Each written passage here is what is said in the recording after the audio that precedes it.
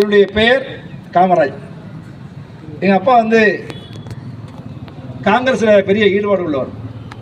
காமராஜர் மீது மிகுந்த பற்று கொண்டவர். அந்த காலத்திலிருந்து கதரடையை தவிர வேறு எந்த உடையும் அவர் அணைந்து நாங்கள் பார்த்தது கிடையாது. நாங்கள் நிறைய பிள்ளைங்க. அந்த அளவில் தான் என்னுடைய பெயரை காமராஜ் என்றே சூட்டினார். காமராஜ் போன்றவர்கள் 10 ஆண்டுகள் இந்த நாட்டிற்காக சிறையில் இருந்தவர்கள். அதே போல் இன்னும் எத்தனையோ தலைவர்கள். காந்தி அஹிம்சா வழியில்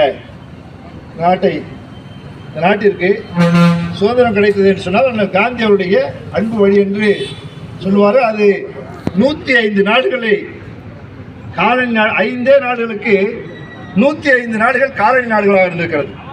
அந்த காலகட்டத்தில் 5 நாடுகளுக்கு 105 நாடுகள் அடிமைகளாக காலனி நாடுகளாக இருந்திருக்கிறார்கள். அவர் 105 நாடுகளுக்கும் விழிப்புணர்வை தந்தவர் யார் என்று சொன்னால் அண்ணல் காந்தி என்று சொல்லுவார்.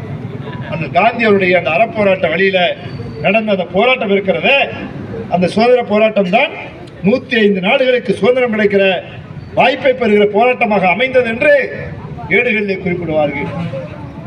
அந்த வகையில் அண்ணல் காந்தி, ஜவஹர்லால் நேரு, சுபாஷ் சந்திரபோஸ் அவர்கள், என் நேதாஜி சுபாஷ் சந்திரபோஸ் அவர்கள், எத்தனையோ தலைவர்கள்.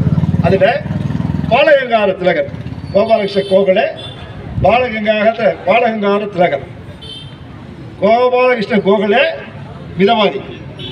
பாலகங்கார திலகர் அவர்கள் தீவிர தன்மையை கொண்டவர். அவருடைய தீவிரமான எழுத்துக்கள், அவருடைய தீவிரமான உரைகள், இவைகளால் ஈர்க்கப்பட்டுதான்